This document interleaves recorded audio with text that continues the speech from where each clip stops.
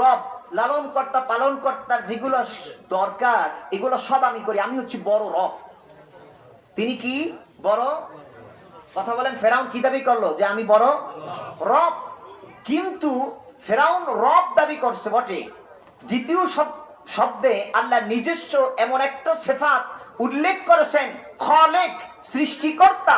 যে সৃষ্টিকর্তা অর্থাৎ স্রষ্টা দাবি করার মতো পৃথিবীতে কেউ নাই। যে স্রষ্টা দাবি করার কেবলমাত্র একচ্ছত্র মালিক হচ্ছেন আল্লাহ।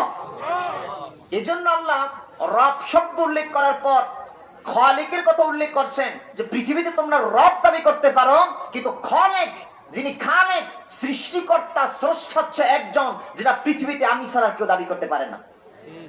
যেরকম অমুসলিম যারা একত্ববাদে বিশ্বাসী না, ওদেরকে যদি জিজ্ঞাসা করা হয় যে খালেক কে বলো, ওরা তো রব মানবে না। খালেক কে? সৃষ্টিকর্তাকে। আল্লাহ রাব্বুল আলামিন তার হাবিবকে বললেন, وَلَئِن سَأَلْتَهُم مَّنْ خَلَقَ السَّمَاوَاتِ وَالْأَرْضَ لَيَقُولُنَّ اللَّهُ। হাবিবেরে, আপনি যদি কাফের মুশরিকদেরকে এই কথাটি জিজ্ঞেস করুন, আকাশ এবং জমিনের সৃষ্টিকর্তাকে, এগুলার স্রষ্টাকে, এগুলাকে সৃষ্টি করেছেন, লামে তাকিদ বা নুনে সাকিলা দর ফি'ল মুস্তাকবিল মারুফের সিগা দিয়ে আল্লাহ রাব্বুল আমিন বলেন, স্রষ্টা সম্পর্কে যখন তাদের কাছে পরিচিতি পাওয়ার জন্য জিজ্ঞাসা করবেন, অমনি তারা জবাব দিয়ে দিবে, লা ইয়াকুলুন্নাল্লাহ। হ্যাঁ, এগুলোর স্রষ্টা তো আল্লাহ, তিনি ছাড়া আর কেউ নাই। স্রষ্টা হচ্ছে আল্লাহ, এটাও স্বীকার করতে কেউ পারে না। কিন্তু রব, এটা অনেকেই দাবি করে। নমরুদ সে নিজেকেও রব দাবি করেছিল। আল্লাহ তাআলা বলেন, কুলিল হামদুলিল্লাহি বাল আকসারুহুম লা ইয়ালামুন।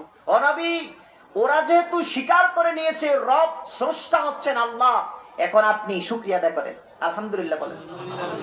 যে আল্লাহ বলতেছেন, বলেন আলহামদুলিল্লাহ, যে ওরা যে স্বীকার করছে যে আল্লাহ এগুলো স্রষ্টা, কিন্তু বাল আকসারুহুম লা ইয়াকিলুন, ওরা অধিকাংশ মানুষ বুঝে না। এই বুঝানোর জন্যই আমি আপনাকে প্রেরণ করেছি। সুবহানাল্লাহ। ওরা যে স্বীকার করছে রব, এগুলোর স্রষ্টা কে? এই পৃথিবীর সৃজনকারী কে? এটা পৃথিবীর সবাই স্বীকার করে, নাস্তিক ব্যতীত।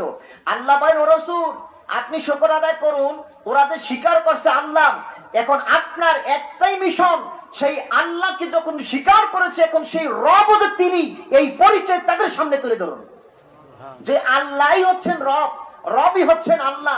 যিনি খানেক তিনি রব, যিনি রব তিনি খানেক। এই দুটি বিষয় যখন মানুষের মস্তিষ্কের ভিতরে ঢোকে, সে কখনো বেঈমান থাকতে পারে না। যে আমার রব একজন, খানেক একজন। রব কাকে বলে?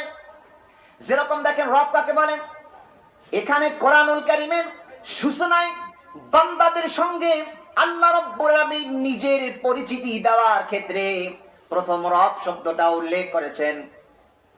আবার মানুষ যখন মৃত্যুবরণ করবে, কবরের জিন্দেগিতে যাবে, কবরের জিন্দেগিতে যাওয়ার পর মানুষকে কবরে কয়টা প্রশ্ন করা হবে বলেন? সবাই আওয়াজ দেন।